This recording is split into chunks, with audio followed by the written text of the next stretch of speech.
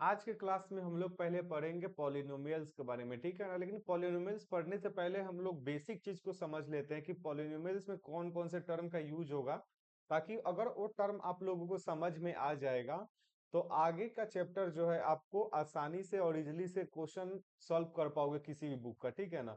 तो पहले हम टर्म को समझेंगे कि पॉलिनोमियल्स में कौन कौन से टर्म होते हैं, बेसिक बेसिक टर्म होते हैं। पहले एकदम बेसिक से चलेंगे हम लोग, ताकि आप लोगों को हर चीज क्लियर हो पाए। इस बात को समझ रहे हो ना। तो हम क्लास स्टार्ट नहीं करेंगे पॉलिनोमियल से, पहले हम बेसिक पढ़ाएंगे, क्योंकि हम यहाँ पे पढ़ाने आए हैं। तो पहले हम आपको बेसिक से पढ़ाएंगे, एकदम जीरो से। यानी कि कांस्टेंट क्या होता है, वेरिएबल क्या होता है, कोफिशिएंट क्या होता है, इसके बारे में पढ़ा करके हम उसके बाद आगे बढ़ेंगे, ठीक है ना। इससे क्या फायदा होगा कि आपका जो है ना बेस मजबूत हो जाएगा। बेस मजबूत होगा तो उससे आपका कंसेप्ट भी क्लियर हो जाएगा, किसी भी क्वेश्चन को सॉल्व कर सकते हो आराम से, ठीक है। तो चलो हम लोग सबसे पहले देखते हैं कि वेरिएबल क्या होता है, ठीक है ना। कांस्टेंट पहले समझ लो, ठीक है। एक टर्म होता है, आप लोग पढ़े होंगे कांस्टेंट, ठीक है ना। इंग्लिश में उसका नाम है कांस्टेंट, लेकिन हिंदी में उसको बोलते हैं अचर, ठीक है। अचर ये क्या है, ये फिक्स्ड वैल्यू होता है। ये फिक्स्ड वैल्यू होता है, हम डेफिनेशन नहीं लिखेंगे, हम बस समझा देंगे आपको। ये फिक्स्ड वैल्यू होता है, ठीक है ना। ये फिक्स्ड वैल्यू होते हैं। समझ ये कैसे, आज एग्जांपल से समझाते हैं, ज्यादा समझ में आ जाएगा। सगुप्ता दिखाई दे रहा है ना एकदम अच्छे से बोर्ड। हाँ। तो अगर आवाज अगर क्लियर नहीं जाए, धुंधला जाए, तो हमको एक बार बता देना, ताकि हम फिर से हम मैनेज कर। अगर आपके साइड नेटवर्क नहीं रहेगा ना, तो उधर आवाज और बफरिंग होगा वीडियो का, ठीक है। तो कांस्टेंट का मतलब होता है अचर। अचर का मतलब क्या, जो नहीं बदलने वाला हो, ठीक है ना, जो नहीं बदलेगा, ठीक है ना, जो फिक्स्ड हो। जैसे कि मान लो एग्जांपल में हम उठा लेते हैं, यहाँ पर एग्जांपल में उठा लिए हम तीन। अच्छा एक बात बताओ, तीन को तुम चार बोल सकते हो क्या? तीन को कभी चार बोल सकते हो? नहीं, कोई भी नंबर, तीन, चार, पांच, -1, जीरो, 1/2, 7, कुछ भी उठा लो, दुनिया का कोई भी नंबर उठा लो, सब क्या है, कांस्टेंट है, ठीक है ना। एनी नंबर, ठीक है ना। एनी नंबर, कोई भी नंबर, ठीक है ना, वह अपने आप में कांस्टेंट होगा। इस बात को ध्यान से समझना, ठीक है। दुनिया का कोई भी नंबर उठा लो, ठीक है, दुनिया का कोई भी नंबर उठा लो, वह सब सारा का सारा क्या होगा, कांस्टेंट होगा। इस बात को समझ गए। एक मिनट रुक जाओ, कोई आ रहा है, शायद कोई क्लास में है अभी। एक मिनट रुक जाओ, हम समझाते हैं।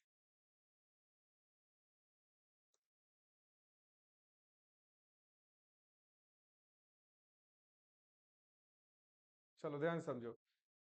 हम अभी देखो, हम फिर से एक बार बता देते हैं। हम आज स्टार्ट कर रहे हैं पॉलिनोमियल्स, ठीक है। क्लास 9th का पॉलिनोमियल्स है चैप्टर, बहुपद जिसको हिंदी में बोलते हैं, उसको पढ़ाएंगे। यहाँ पर हिंदी और इंग्लिश दोनों टर्म को हम बताएंगे, ताकि आपको आगे फ्यूचर में चलकर कोई दिक्कत ना हो, ठीक है ना। मान लो कि अभी बहुपद पढ़ा दिए और क्लास 11th में जाओगे और मैथ लोगे, ठीक है ना, और अच्छा अगर कोई बुक होगा और अच्छे टीचर होंगे, इंग्लिश में पढ़ाते ही बाहर, ठीक है ना। अगर बाहर जाओगे पढ़ने, तो अगर पॉलिनोमियल्स बोल दिए तो उनका ये टर्म समझ में आना चाहिए, ठीक है ना। बहुत सारे गांव के जो बच्चे अब डायरेक्ट पढ़ने जाते हैं बाहर, तो उनको प्रॉब्लम करना पड़ता है, थोड़ा इंग्लिश से प्रॉब्लम फेस करना पड़ता है, ठीक है। तो पॉलिनोमियल समझने से पहले हम लोग दो चीज को समझेंगे, पहला कांस्टेंट, दूसरा वेरिएबल। तो कांस्टेंट क्या होता है? कांस्टेंट का हिंदी नाम है अचर। साउंड क्लियर है ना, सब बताओ। एक बार माइक ऑन करके बता दो, कोई साउंड क्लियर है क्या? आदित्य।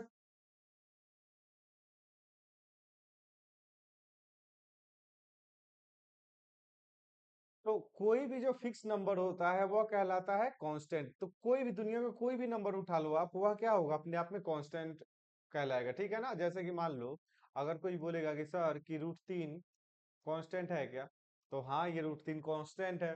फिर कोई बोलेगा कि सर -1.5 कांस्टेंट है क्या, तो हाँ कांस्टेंट है। कोई बोले सर 0.9 कांस्टेंट है क्या, तो हाँ कांस्टेंट है। कोई भी नंबर, बस इस पे फोकस करो, कोई भी नंबर हो दुनिया का, ठीक है ना, वह क्या होगा, कांस्टेंट होगा। बस ये समझ करके चलो, ठीक है।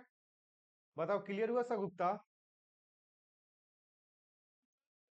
ठीक है, ऐसे ही समझते चलना, अपने स्क्रीन को बड़ा कर लेना, ठीक है ना। बाद में नोट करना है इसको। कांस्टेंट हो गया ये। अब चलो हम वेरिएबल समझाते हैं, वेरिएबल्स क्या होते हैं, ठीक है। इसको समझना बहुत ज्यादा जरूरी है, नहीं तो फिर आगे चल करके दिक्कत हो। वेरिएबल इसको बोलते हैं चर, ठीक है ना। और ये फिक्स्ड नहीं होता है, ठीक है ना। ये अलग अलग समय पे अलग अलग वैल्यू देगा, यानी कि वेरी करता है।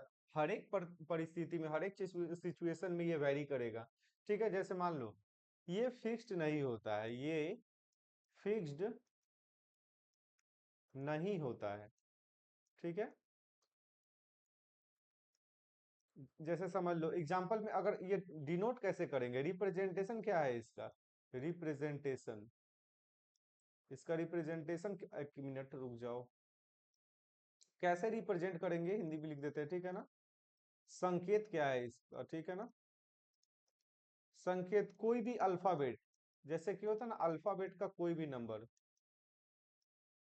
अल्फाबेट का कोई भी लेटर, जैसे कि मान लो होता है ना, कभी कभी देखते होगे तुम ए बी सी, ठीक है ना। ऐसे एक्स वाई जेड, ये सब क्या कहलाएंगे, ये सब कहलाएंगे वेरिएबल्स, ठीक है ना। ए बी सी डी वाला जो भी जितना लेटर है सब किस क्या बोलते हैं उसको, वेरिएबल। ये कैसे वेरी करता है ये बता देते, ठीक है ना।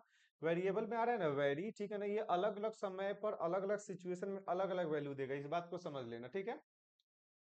तो चलो हम लोग आगे चलते हैं। इसमें पहले समझ लेते हैं हम लोग कि ये होता क्या है, ठीक है। वेरिएबल एग्जांपल से, जैसे मान लो सब लोग को पता है कि एक एग्जांपल से हम लोग समझाने की कोशिश करते हैं। कांस्टेंट समझ गए, वेरिएबल समझ गए। मान लो एक एग्जांपल लिए इधर, x प्लस टू बराबर थ्री, ठीक है। और दूसरा एग्जांपल ले लिए x माइनस वन बराबर फाइव, ठीक है। तो एक बात बताओ, यहाँ पर जो ये x दिख रहा है आप लोगों को, ये x वेरिएबल है। ये वाला जो x दिख रहा है ये क्या है, वेरिएबल है। तो तुम पूछोगे सर कि ये वेरिएबल कैसे, आप कैसे कह सकते हो कि x का मान हर जगह फिक्स नहीं है। तो आओ दिखाते हैं। अच्छा एक बात बताओ, x का मान निकालोगे तो भाई कहने का मतलब है कि दो में कितना x के जगह पे कितना रख दोगे कि दो में जोड़ने के बाद तीन आ जाए। बताओ सगुप्ता, बताओ तो कितना रखेंगे।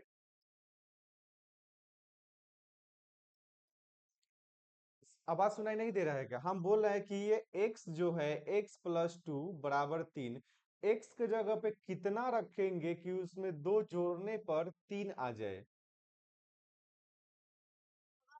वन। तो कहने का मतलब है सर यहाँ पर इस वेरिएबल का वैल्यू कितना निकल रहा है, इसका मान वन निकल रहा है, और वन में टू जोड़ेंगे तो सर तीन हो जाएगा। ये x का मान है, ठीक है। चलो ध्यान समझना, और यहाँ पर x का मान, x के जगह पे कितना मान रखेंगे x का कि एक घटाने के बाद पांच आ जाए, बताओ। सबके पास आवाज क्लियर जा रहा है क्या। हाँ बताओ। हम एक, चलो माइक ऊपर कर लेते, ठीक है ना। हम पूछ रहे हैं कि x के जगह पे आप कितना रखोगे कि वन घटाने के बाद आंसर पांच आए, ये बताओ मुझे। सिक्स। कहने का मतलब है सर यहाँ पर जो x है उसका वैल्यू कितना आ रहा है, सिक्स आ रहा है। तो कहने का मतलब सर ये x कभी एक बन जा रहा है, सर ये x कभी सिक्स बन जा रहा है। तो कहने का मतलब है कि अलग अलग सिचुएशन में अलग अलग इक्वेशन पर x का अलग अलग वैल्यू मिल रहा है, यानी कि हर एक जगह बराबर नहीं है, ठीक है ना। तो इस हिसाब से हम कह सकते हैं कि x क्या है, x इज अ वेरिएबल। यहाँ पर x वेरिएबल की तरह ट्रीट होगा, क्यों, क्योंकि दोनों समीकरण में देखो वेरिएबल को हम इससे आसान भाषा में नहीं समझ सकते, ठीक है ना। क्योंकि x का अलग अलग सिचुएशन में ना x का अलग अलग वैल्यू आ रहा है, और ये जो x कहलाएगा यहाँ पे वेरिएबल कहलाएगा, ठीक है ना। अब कोई दिक्कत है किसी को, बताओ, बोलो। इस बात को समझ गए क्या आदित्य।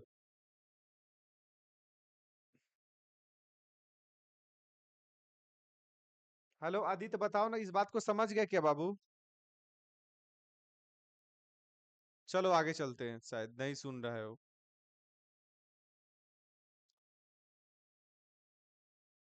ये चैप्टर स्टार्ट हुआ है तो यहाँ से जुड़े रहो आगे तक, ठीक है ना, ज्यादा समझ में आएगा। अब चलो आगे चलते हैं, फिर हम समझाते हैं कि वेरिएबल क्या होते हैं, ठीक है ना। अब फिर से एग्जांपल लेते हैं। एक और एग्जांपल मान लो कि अभी इस बार ना 2-3 एग्जांपल लेंगे, तुम लोग को देखना, ध्यान से देखना। हम क्या बोले हैं कि अल्फाबेट का कोई भी लेटर, ठीक है ना, कोई भी उसका A B C D X Y Z, ये सब कहलाएगा variable. A B C D X Y Z alpha beta theta, ये सब जो देखते हो, ये सब क्या कहलाता है? वेरिएबल। ठीक है ना, ये सब वेरिएबल है। और कोई भी नंबर, दुनिया का कोई भी नंबर कांस्टेंट होता है, ठीक है। तो कांस्टेंट बोलेंगे और वेरिएबल बोलेंगे, तो ये चीज आप लोगों को समझ में आना चाहिए, ठीक है। तो हम अभी वेरिएबल को समझा रहे हैं, तो फिर से एक बार हम एक्सप्लेन करते हैं, चलो। ध्यान से देखो, हम एक दो तीन और एग्जांपल लेते हैं, ठीक है।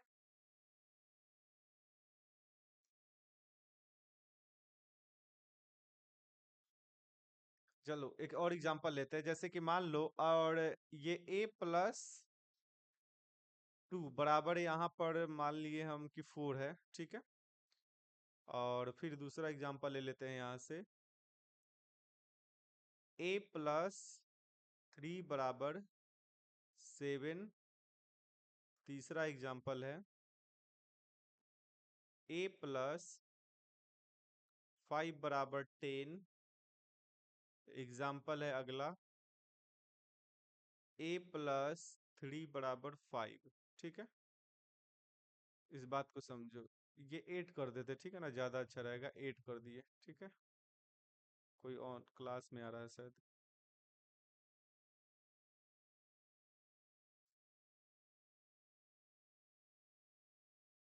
चलो, यहाँ पर हम ये फिक्स कर दिए, ठीक है। अब थोड़ा ध्यान से समझना, यहाँ पर आ गया आपका 8, ठीक है। हम समझा रहे हैं आप लोगों को वेरिएबल और कांस्टेंट क्या होता है, ठीक है ना। इससे आसान भाषा में हम नहीं समझा सकते, अभी जो समझाएंगे उसको ध्यान से समझना, ठीक है ना। अभी हम क्या बताएं कि कोई भी लेटर, ठीक है ना, हमेशा वेरिएबल होगा, और दुनिया का कोई भी नंबर, ठीक है, दुनिया का कोई भी नंबर कांस्टेंट है। इस बात को समझ करके चलना। A B C D X Y Z alpha beta theta, ये सब जो दिखेगा वो सब का सब वेरिएबल है। और वेरिएबल को हम समझा रहे हैं आसान भाषा में। वेरिएबल का डेफिनेशन क्या लिखा है? जो फिक्स नहीं हो, ठीक है ना, जिसका मान बदलते रहता हो समय समय पर, ठीक है ना। अलग अलग सिचुएशन में वेरिएबल का मान बदलते रहेगा, ठीक है। चलो दिखाते हैं कैसे। हर जगह देखो, इस इक्वेशन में एक्स वेरिएबल है सर, और इस इक्वेशन नहीं, ए है।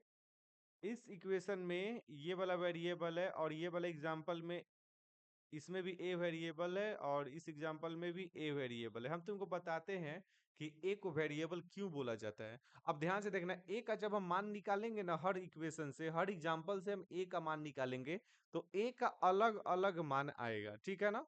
अलग अलग मान आएगा, इस हिसाब से हम बोलते हैं कि कोई भी लेटर, ठीक है ना, कोई भी अल्फाबेट का, कोई भी अल्फाबेट हमेशा उसको किस में रखा जाता है? वेरिएबल में रखा जाता है। तो थोड़ा ध्यान से देखो, अब क्या बोलोगे आप कि सर यहाँ पर जो आप देख रहे हैं ये ए में, ए के जगह पे कितना रखे कि उसमें 2 जोड़ने के बाद 4 आएगा? बताओ तो सर गुप्ता, कितना रखे बाबू? 2। कहने का मतलब है सर यहाँ से ए बराबर 2 आ रहा है, ठीक है। और बताओ यहाँ पर वेरिएबल ए है, थोड़ा ध्यान से देखो, ए के जगह पे कितना रखे कि 3 जोड़ने के बाद 7 आएगा? बताओ। 4। तो कहने का मतलब सर यहाँ पर ए का मान 4 आ रहा है, अभी देखते जाना। और यहाँ पे बताओ बाबू, ए की जगह पे कितना रखे? 5, ठीक है ना, यानी कि ए बराबर 5। ध्यान से समझना सब लोग, 1 मिनट रुक जाओ, आगे देखो ध्यान से। ये ए की जगह पे कितना रखेंगे हम? बताओ। 5, यहाँ 5 हो गया ना, फिर से 5 हो गया। काम करते, इसको हम मिटा करके 9 कर देते हैं जानबूझ के, ठीक है। अब बताओ कितना रखेंगे? 6 रखेंगे, ठीक है। इस बात को समझ गए ना तुम सगुप्ता, कि कैसे क्या हो रहा है? तो थोड़ा ध्यान से देखना, समझ में आएगा सगुप्ता ऑनलाइन, ठीक है ना। ए बराबर 4, थोड़ा ध्यान से देखो। बोलोगे कि हम वेरिएबल का क्या बताए थे? 1 मिनट रुक जाओ, किसी का मैसेज आ रहा है, ठीक है ना। कोई स्टूडेंट को दिक्कत हुआ है, यहीं पे रुके रहो, हम व्हाट्सएप से आते हैं।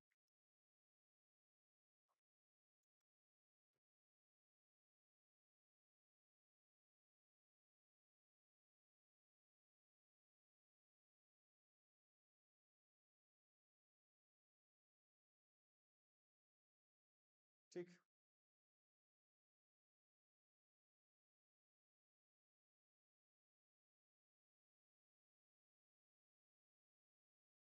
चलो ध्यान से प्रिंस का भाई समझ में आ रहा है क्या तुमको, बोलो। चलो ध्यान से समझना। देखो, यहाँ हम क्या बताएं डेफिनेशन वेरिएबल का, थोड़ा ऊपर की तरफ चलो तो। इधर बात है, वेरिएबल ये फिक्स नहीं होता है, ठीक है ना, ये फिक्स नहीं होगा। जैसे कि मान लो, कैसे समझेंगे कि ये फिक्स नहीं होता है, देखो। कांस्टेंट को अगर तुम लिख दिए ना, ये तीन बोल दिए तो ये लकीर का फकीर हो गए, ठीक है ना। इस तीन को तुम चार नहीं बोल सकते हो, समझ गए ना। इसीलिए ये कांस्टेंट कहलाता है, ठीक है। लेकिन वेरिएबल के साथ ऐसा नहीं होता है, देखो। अब वेरिएबल को ABCD से डिनोट करते हैं, ठीक है ना, अल्फाबेट से डिनोट करते हैं। थोड़ा ध्यान से देखना यहाँ पर। यहाँ पर ए सेम ए होता है ना, ए। तो देखो, ए स्मॉल ए का मान यहाँ पर 2 है सर। और यहाँ पर स्मॉल ए का मान 4 है सर। और यहाँ पर स्मॉल ए का मान 5, यहाँ पर स्मॉल ए का मान 6। देखो, हर एक सिचुएशन में ए का अलग अलग मान आया, ठीक है ना। देखो, हर एक जगह ए का मान वेरी कर रहा है ना। हर एक सिचुएशन के लिए ए का मान वेरी कर रहा है।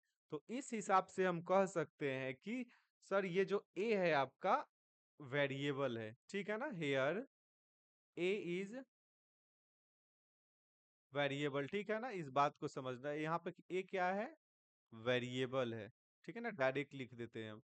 ए क्या है, वेरिएबल है। और वेरिएबल को इससे आसान भाषा में नहीं समझ सकते हैं हम लोग।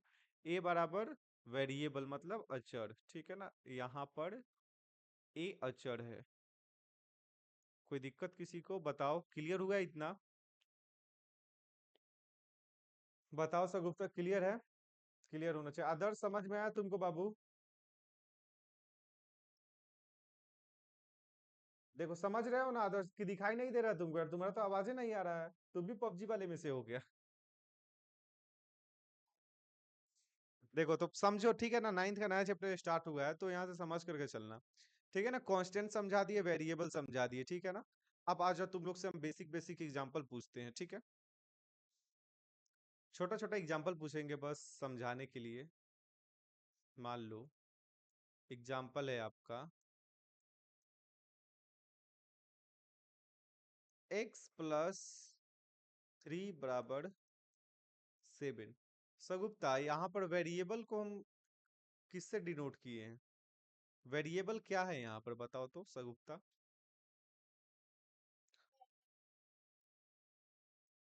वेरिएबल क्या क्या है मतलब यहाँ पर? वेरिएबल एक्स है। कांस्टेंट में कौन कौन है? वेरी गुड, 3 और 7 यही पूछेंगे, ठीक है ना। ये छोटा छोटा चीज समझ में आना चाहिए। फिर आगे चलते हैं, हम पूछेंगे x+y+3 बराबर 4। वैसे ये जो इक्वेशन लिखे हैं ना, ये linear equation in two variable है। इसके साथ एक और इक्वेशन हम ऐसे ही समझाने के लिए लिख रहे हैं, ठीक है ना, कि वेरिएबल और कांस्टेंट आप लोग समझ रहे हो नहीं। ऐसे ये इक्वेशन लिखा हुआ है अकेला तो ये गलत है, ठीक है। मान डिसाइड नहीं कर सकते हो ये कितना होगा, ठीक है ना। एक्स का इंडिविजुअल, वाई का मान नहीं डिसाइड कर सकते हो कितना होगा, ठीक है। बस समझाने के लिए लिखे हैं वेरिएबल और कॉन्स्टेंट कौन होगा, ठीक है ना। अच्छा, एक बात बताओ आगे। वेरिएबल इसमें कौन कौन है sir Gupta? X and Y, very good. और कांस्टेंट कौन कौन है? 3 और 4, वेरी गुड। ये समझ में आ गया होगा। चलो आगे चलते हैं, हम लोग इसको मिटा देते हैं, इतना समझ लिए काफी है, ठीक है। दुनिया का कोई भी नंबर बस कहलाएगा कांस्टेंट। और कोई भी अल्फाबेट का लेटर, ठीक है ना, वह कहलाएगा आपका वेरिएबल। चलो आगे देखते हैं हम लोग। आगे हम लोग समझेंगे कॉफिशिएंट, ठीक है ना। इसको समझ लेते हैं, कॉफिशिएंट, ठीक है ना। इसको बोलते हैं हिंदी में गुणांक, ठीक है। इंग्लिश में कॉफिशिएंट बोलते हैं।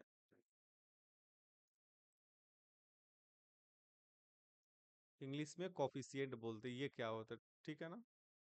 गुणांक का मतलब क्या है कि भाई गुना वाला चीज देखेंगे, ठीक है ना। बस एग्जाम्पल चीज समझ लेंगे, इसका कोई डेफिनेशन नहीं होता। चलो ध्यान से देखो एग्जाम्पल। बताओ, 3x+2y। हम तुमसे पूछेंगे x का कॉफिशिएंट बनाओ। c मतलब x का गुणांक, ठीक है ना। एक्स का गुणांक और फिर दोबारा पूछेंगे हम वाई का गुणांक, ठीक है। एक मिनट रुक जाओ, हम किससे पूछेंगे, हम चलो प्रिंस का भाई बताएगा, प्रशांत की प्रभात। एक्स का गुणांक कितना है बाबू? कितना है एक्स का गुणांक? जोर से बोलो, आवाज नहीं आ रहा है। एक्स का गुणांक क्या है? 3। और वाई का गुणांक कितना है? वाई का गुणांक कितना है? 2। Very good. इसी तरह से ये गुणांक चीज समझ में आना चाहिए, क्योंकि ये कहीं ना कहीं आपको परेशान करेगा आगे जाकर के पॉलिनोमियल में, ठीक है ना। तो हम बेसिक से चल रहे हैं, आपको कोई दिक्कत ना हो नहीं होगा, ठीक है ना, आप समझ लोगे तो ठीक है। आगे चलते हैं। 3 यहाँ पे कर देते हैं X square plus 4 Z square plus 5 Y square, ठीक है। हम तुमसे पूछ रहे हैं एक्स स्क्वायर का गुणांक, हम जिसे पूछेंगे वही बोलना बस। जेड स्क्वायर का गुणांक और वाई स्क्वायर का गुणांक, ठीक है। देख लेने दो क्लास में कौन कौन प्रेजेंट है अभी। आदित्य दिख रहा है तो बताओ भाई।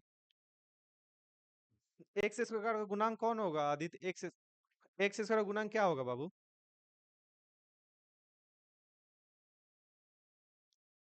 आदित्य, एक्स स्क्वायर का गुणांक क्या होगा बाबू? सगुप्ता बताओ, एक्स स्क्वायर का गुणांक कितना होगा? जेड स्क्वायर का गुणांक कितना होगा? वाई स्क्वायर का गुणांक? Very good.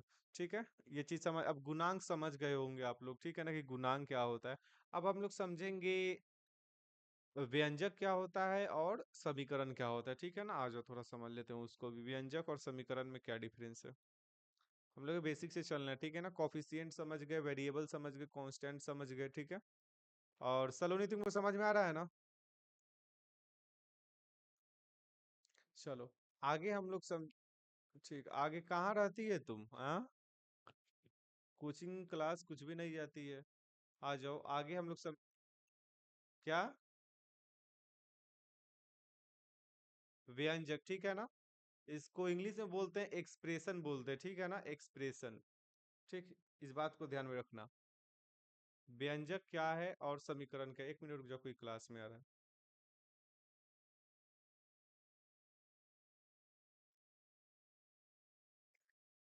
चलो समझो, इंग्लिश में एक्सप्रेशन बोलते हैं, समझ याद रखना, ठीक है। आगे देखो, एग्जाम्पल समझाते हैं। कौन आ रहा है भाई फिर से?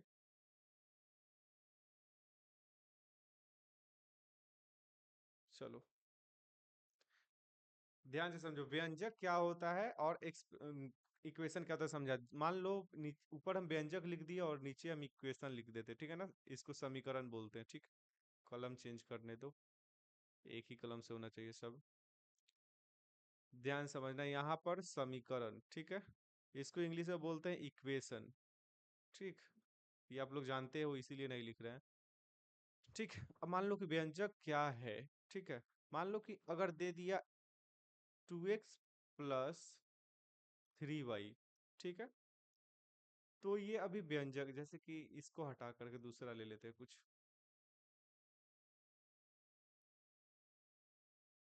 जैसे मान लो आप x+1 दे दिए, ठीक है। और √3x² + 4 और 1/4x + 5, और इसी तरह बोल देगा आगे 1/1/2x²। हर जगह x² नहीं लेते हैं यार। तुम बोलोगे कि हमेशा सर x दिखा रहे हो आप। आ जाओ इधर, हम लोग एक बोलते हैं a² + 3, ठीक है ना। इस तरह से बहुत सारा संख्या आएगा, बहुत बहुत ज्यादा एक्सप्रेशन आ जाएगा, ठीक है ना। हम जरूरत भर चीज को लिख रहे हैं, ठीक है ना। आ जाओ 5 लिख दिए, ठीक है। अब थोड़ा ध्यान से समझो, इस एक्सप्रेशन में बस फर्क इतना है कि ये एक्सप्रेशन जीरो के बराबर नहीं है। ठीक है ना, ये व्यंजक अभी जीरो के बराबर नहीं है। जब जीरो के बराबर हो जाएगा तब ये क्या हो जाएगा, इक्वेशन बन जाएगा। ठीक है, जैसे कि मान लो ये x+1 ऐसे ही है, जीरो के बराबर नहीं दिया गया है, तो कहने का मतलब सर ये अभी एक्सप्रेशन के फॉर्म में है। ठीक है ना, व्यंजक कब बोलोगे सर, समीकरण कब बोलोगे सर? तो एक काम करो, x+1 जिस दिन जीरो के बराबर हो जाएगा समीकरण बन गया। ठीक है, ये √3x² + 4 जीरो के बराबर कर दोगे समीकरण बन जाएगा 1/4x + 5। इसको जीरो के बराबर कर दिए समीकरण बन गया 1/2a² + 3। इसको जीरो के बराबर कर दोगे, ये क्या बन गया आपका, ये बन गया फिर से इक्वेशन। ठीक है, √5y + 5 बराबर जीरो। तो थोड़ा ध्यान से देखो, व्यंजक और समीकरण में बस इतना ही फर्क है। व्यंजक जीरो के इक्वल नहीं होता है, समीकरण जीरो के इक्वल होता है। देखो सेम व्यंजक ऊपर दिया गया है ना, x+1 अभी व्यंजक है, लेकिन जैसे ही आप इस व्यंजक को जीरो के बराबर कर दोगे तो ये इक्वेशन बन जाएगा, समीकरण। ठीक है ना, फिलहाल √3x² + 4 ऊपर में देखोगे तो ये जीरो के बराबर नहीं है, तो ये एक्सप्रेशन है यानी कि व्यंजक है। लेकिन जैसे ही √3x² + 4 जीरो के बराबर हो जाएगा तो ये हो जाएगा इक्वेशन। इस बात को समझ करके चलना, ठीक है, नहीं तो आगे अगर आपको दे दिया जाए एक्सप्रेशन और इक्वेशन बोल दिया जाए तो कंफ्यूज कर जाओगे। ठीक है ना, कंफ्यूजन नहीं आना चाहिए। तो बस ये दिमाग में क्लियर होना चाहिए कि एक्सप्रेशन क्या होता है और व्यंजक क्या होता है। एक्सप्रेशन जीरो के इक्वल नहीं होता है, ठीक है, और इक्वेशन ये जीरो के इक्वल होता है। बस इतना ध्यान में रखना, ठीक है। अगर मान लो ये कोई क्वेश्चन में बोल दिया एक्सप्रेशन, ठीक है, तो आप एक्सप्रेशन से क्या समझोगे यार? बहुत सारे बच्चे को हम देखते हैं, हम पढ़ाते हैं तो पता है कि एक्सप्रेशन बोल दे जीरो के बराबर कर देता है। ठीक है ना, अपने मन से कर देता है। ठीक है ना, व्यंजक और समीकरण इसको डिफरेंस पता ना होता है, इसलिए हम सोच रहे हैं कि भाई हमको जो भी एक्सपीरियंस है अपने फील्ड में, जो भी बच्चा से हमको सीखने के लिए मिला, ठीक है ना, हर चीज को शेयर करके चले तुम लोग से। ठीक है ना, तो व्यंजक और समीकरण में डिफरेंस समझ गई सगुप्ता? ठीक है, आगे चलो हाँ बोलो।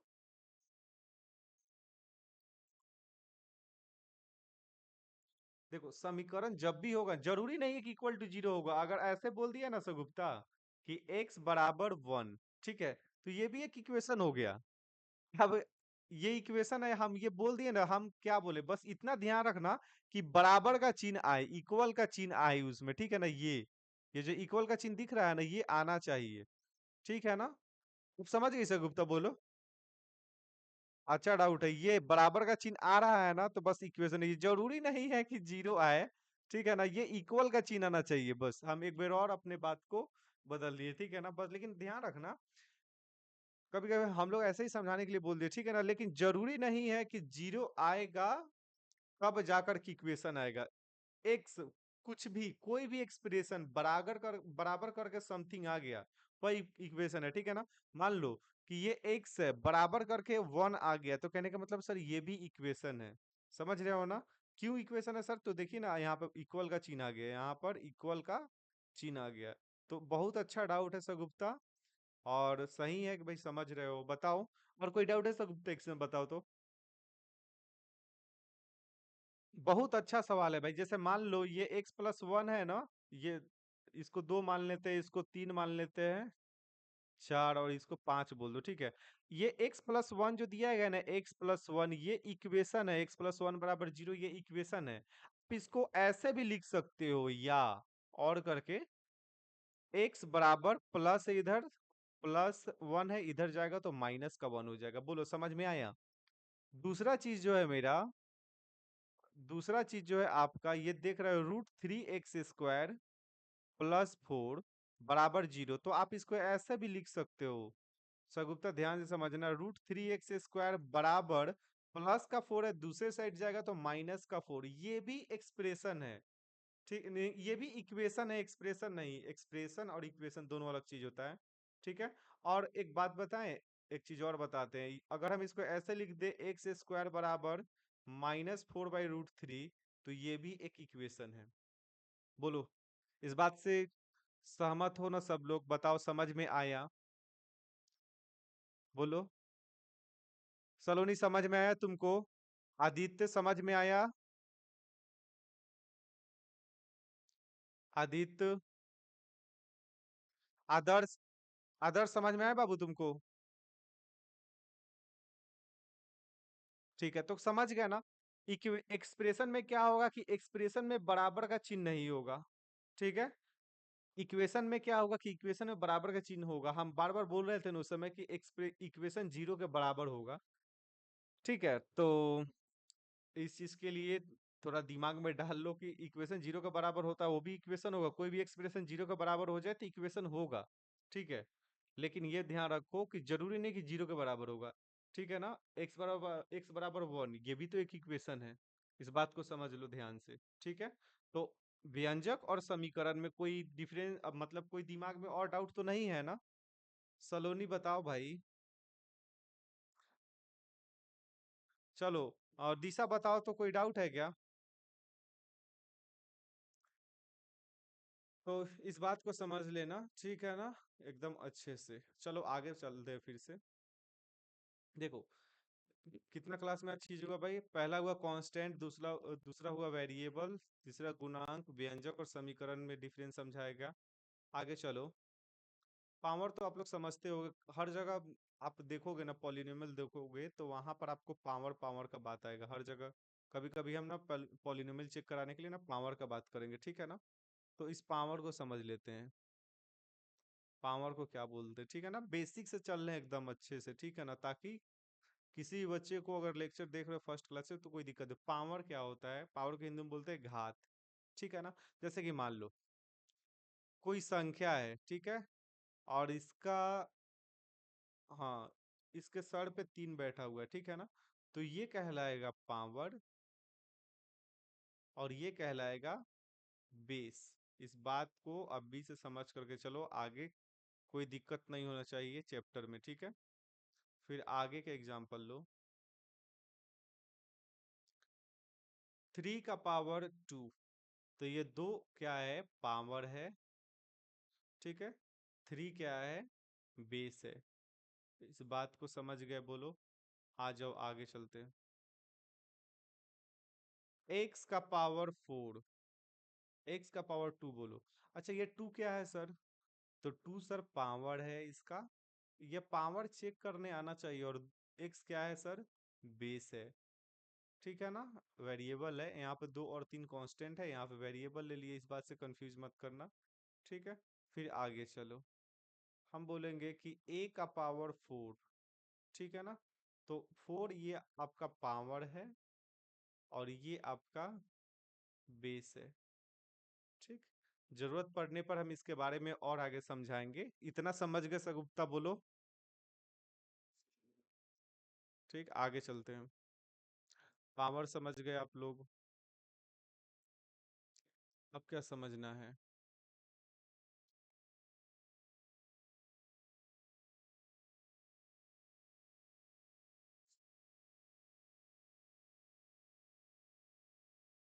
अच्छा, एक बात बताओ, एक इम्पोर्टेंट चीज समझाना चाहते हैं यहाँ से तुम लोगों को। नोट का चीज है लेकिन ध्यान में रखना, हैज मार दिए वहां पर। अच्छा, एक बात बताओ, दुनिया का कोई भी पावर हो उसका, दुनिया का कोई भी संख्या हो उसका पावर जीरो चढ़ेगा तो कितना हो जाएगा? एक हो जाएगा। हम क्या बोले? दुनिया का कोई भी संख्या, बस इस बात को ध्यान में रखना है यार।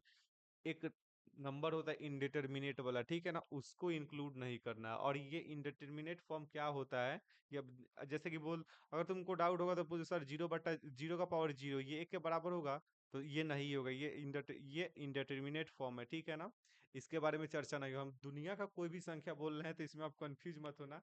बस समझाने के लिए हम ऐसे बोल रहे हैं, ठीक है? तो बस इस बात को समझ के चलना कि कुछ ऐसे फॉर्म होते हैं जहां पर आप उस संख्या का पावर जीरो करोगे तो वह जीरो है, जैसे कि मान लो। अच्छा, एक बात बताओ, ध्यान से समझना, सब इंटरेस्टिंग चीज समझाएंगे, ठीक है ना? देखो, सबको पता है ना कि सर ये जो जीरो होता है ना, जीरो को आप किसी भी संख्या में गुना कर दीजिए जीरो हो जाएगा। ठीक है, और हम क्या बताएं, हम यहाँ पे बोले कि कोई भी संख्या हो, एक्स के जगह पे कोई भी संख्या हो और उसका पावर जीरो चला दोगे तो एक हो जाएगा। तो कोई होशियार बच्चा होगा ना, बोलेगा कि सर जीरो का पावर जीरो कितना हो जाएगा? ठीक है ना, तो हम यहाँ पे उसको वन नहीं बोल सकते, वन के बराबर होगा नहीं, क्योंकि वह इंडिटरमिनेट फॉर्म होता है, वह लिमिटिंग वैल्यू होता है, टेंडिंग टू जीरो होता है, वो अलग चीज है, ठीक है। वो हम आगे पढ़ेंगे उसके बारे में, ठीक है ना। लेकिन थोड़ा सोचो, अगर जीरो है, ठीक, और जीरो का पावर जीरो, जीरो का मतलब ऐसा रोल है ना जीरो का, कि भाई जीरो कुछ नहीं है, ठीक है ना। जीरो में किसी भी चीज में गुना कर दोगे जीरो हो जाएगा, जीरो किसी भी नंबर में ऐड कर दोगे क्या हो जाएगा, कुछ भी नहीं बदलेगा, उतना ही बचा रहेगा, ठीक है। तो कहने का मतलब है सर, जीरो का पावर आप जीरो कर दोगे तो ये एक के बराबर क्यों नहीं होगा। अच्छा एक बात बताओ, थोड़ा सा लॉजिक, प्रूफ अभी नहीं देखेंगे हम इसका, आगे चल करके देखेंगे, 11 ट्वेल्थ में थोड़ा जानेंगे हम लोग, लॉगरिदम पढ़ेंगे ना, तो वहां पर हम जानेंगे इसका प्रूफ कैसे होता है। अच्छा एक बात बताओ, प्रूफ तो नहीं होगा शायद इसका, ठीक है, और होगा तो कोशिश करेंगे बताने का। क्या? अच्छा बोर्ड किसी को नहीं दिख रहा है क्या? हाँ तो इंटरनेट कमजोर है, उसका क्या करना ना, इंटरनेट बचा के रखना। अच्छा एक बात बताओ, जीरो का पावर जीरो, ठीक है, एक के बराबर नहीं होगा, क्यों? अच्छा एक बात बताओ, जीरो है, ठीक है ना, जीरो कुछ भी नहीं, ठीक। अगर हम रूल क्या पड़ेगा, कोई भी संख्या का पावर जीरो चढ़ा देंगे ना, तो जीरो का पावर कोई भी संख्या जीरो पर आ देंगे, चढ़ा देंगे तो वन हो जाएगा। तो यहाँ पर थोड़ा ध्यान से, जीरो का पावर जीरो चढ़ाएंगे तो ये वन के बराबर नहीं होगा, क्यों नहीं होगा? अच्छा एक बात बताओ, जीरो कुछ भी नहीं है, तुम उसका पावर जीरो चढ़ा करके उसको खुश करना चाह रहे हो नहीं, कि मतलब जीरो का पावर जीरो चढ़ा ये एक बने, जीरो तो है ही नहीं कुछ, समझ रहे हो? तो तुम कैसे कह सकते हो कि जीरो का पावर जीरो बराबर वन? यानी कि जीरो तो भाई खुश हो गए यहाँ पर।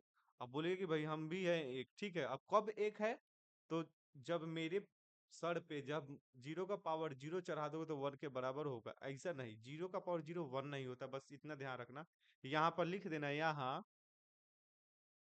एक्स जीरो के बराबर नहीं है, और कौन कौन संख्या के बराबर नहीं है थोड़ा ध्यान से देखना, ठीक है, जीरो के बराबर नहीं होगा, ठीक। और थोड़ा अच्छा एक बात बताओ, इन्फिनिटी, इन्फिनिटी का पावर जीरो, अब बोलोगे कि सर ये एक के बराबर हो गया, न ये भी गलत चीज, ये भी गलत है, ये भी गलत है, भावना में मत बहना भाई, हम बोल दिए कि भी कोई भी संख्या का पावर जीरो, तो उसका मान एक नहीं होता, इस बात को ध्यान से समझ के चलना, ठीक है। जीरो का पावर जीरो एक के बराबर नहीं होगा। इन्फिनिटी, इन्फिनिटी तो बहुत बड़ा नंबर है भाई, इन्फिनिटी कुछ है क्या? मतलब कितना बड़ा नंबर है, तुमको नहीं पता? इन्फिनिटी बहुत बड़ा नंबर है, और बहुत बड़ा नंबर का पावर जीरो चढ़ा दे रहे हो, और उसका वैल्यू एक के बराबर हो जा रहा है, तो थोड़ा सोचो यार उसका क्या इज्जत रह गया, ठीक है ना। थोड़ा सोचो अगर कि भाई उसका क्या इज्जत रह गया भाई, कितना बड़ा नंबर है और पावर जीरो चढ़ाते ही जीरो हो गया, वन हो गया, ऐसा हो सकता है कि नहीं? ठीक है ना, तो ऐसा पॉसिबल नहीं है, ठीक है ना। इन्फिनिटी के बारे में तुमको पता है अनडिफाइन है ये, ठीक है। तो बस हम समझाने के लिए से समझा दिए कि इतना बड़ा नंबर जिसको हम लोग कैलकुलेट नहीं कर सकते, जिसको हम लोग फाइंड नहीं कर सकते, और तुम्हारे एक छोटे से गलती की वजह से उसका पावर जीरो करने की वजह से मान एक के बराबर आ जाएगी, पॉसिबल है क्या? क्या इज्जत रह जाएगा उसका? उधर जाना छोड़ दो तुम, ठीक है ना। उतना सोचोगे तो दिक्कत हो जाएगी, ये बात का चीज है, ये धीरे धीरे तुम समझ जाओगे, ठीक है ना। मैं फिर से रिपीट करता हूँ, जीरो का पावर जीरो एक के बराबर नहीं होगा, कभी नहीं। इन्फिनिटी का पावर जीरो एक के बराबर नहीं होगा, इस बात को समझ गए। इन्फिनिटी का पावर जीरो एक के बराबर क्यों नहीं होगा, तो थोड़ा मैं फिर से एक्सप्लेन करता हूँ। एक बहुत बड़ा नंबर जिसको हम लोग लिख नहीं सकते हैं, ठीक है ना, कॉपी में भी नहीं लिख सकते, किसी भी चीज से नहीं लिख सकते, ठीक है ना, रिप्रेजेंट ही नहीं कर सकते, और उतना बड़ा नंबर का तुम पावर जीरो चढ़ा के घटा दोगे इसका इज्जत यार। यानी कि कहाँ उतना बड़ा था और कहाँ तुम एक पे ला दे रहे हो। बस ऐसे ही समझने की कोशिश करो इसको, समझ गई सर गुप्ता? बोलो। हेलो।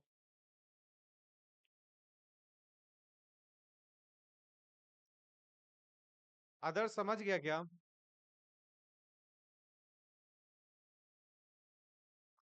तो इससे कंफ्यूज मत करना, ठीक है ना, वो जो तुम्हारा है ना, ये जीरो का पावर जीरो वाला टर्म याद रखना। तो कहने का मतलब सर यहाँ एक्स बराबर जीरो भी नहीं होगा, और एक्स बराबर इन्फिनिटी भी नहीं होगा, ठीक है ना। ये ना तो जीरो के बराबर लेना, ना ही इन्फिनिटी के बराबर, अगर लोगे तो फेल हो जाओगे, पहले बोल दे रहे हैं, ठीक है। इस बात को ध्यान में रखना, ठीक है। दुनिया का कोई भी नंबर बोलते हैं बार बार, तो इस भावना में मत बना यार, जीरो और इन्फिनिटी को छोड़ दो, समझ गए? उसके बाद आप कोई संख्या लो, कोई दिक्कत नहीं है, समझ गए? तो कहने का मतलब है सर, तो हम पूछेंगे -1 का पावर जीरो, तो ये एक के बराबर होगा। हम पूछेंगे -1/2 का पावर जीरो, तो एक के बराबर होगा। हम पूछेंगे तुमसे तीन, 3/4 का पावर 0 तो 1 के बराबर होगा। ठीक है। √3 का पावर 0 तो 1 के बराबर हो सर, सब कुछ 1 के बराबर होगा। ठीक है। लेकिन सर आप जब 0 का पावर 0 कर दोगे ना तो ये 1 के बराबर नहीं होगा, और इधर भी लिख दिए। ठीक है। और इन्फिनिटी का पावर 0 कर दोगे तो ये भी 1 के बराबर नहीं होगा। ठीक है। कोई दिक्कत किसी को बताओ? बोलो ना, कोई दिक्कत है क्या? आदित्य बोलो ना भाई, कोई दिक्कत है? आदित्य कुमार ठाकुर। दिशा, तुमको कोई डाउट है क्या इसमें, बताओ? सलोनी, तुमको कोई डाउट है क्या इसमें? डाउट है क्या? ठीक है, तो चलो आज के लिए बस इतना ही। ठीक है ना? कल फिर हम लोग अगले क्लास में जानेंगे। ठीक है। आज आज हम लोग जो पढ़े ना, फिर से देख लो एक बार फिर से। आज हम लोग कांस्टेंट वेरिएबल, फिर गुना, कोफिशिएंट, व्यंजक समीकरण, पावर और जीरो पावर का खेल समझे। ठीक है ना? इस बात को ध्यान रखना। ये जीरो का पावर 0 और इन्फिनिटी का पावर कुछ भूल जाओ यार, आगे हम लोग पढ़ेंगे इसके बारे में, डिटेल में चर्चा करेंगे। ठीक है। तो आज के लिए बस इतना ही। तो फिर मिलते हैं हम लोग अगले क्लास में। ठीक।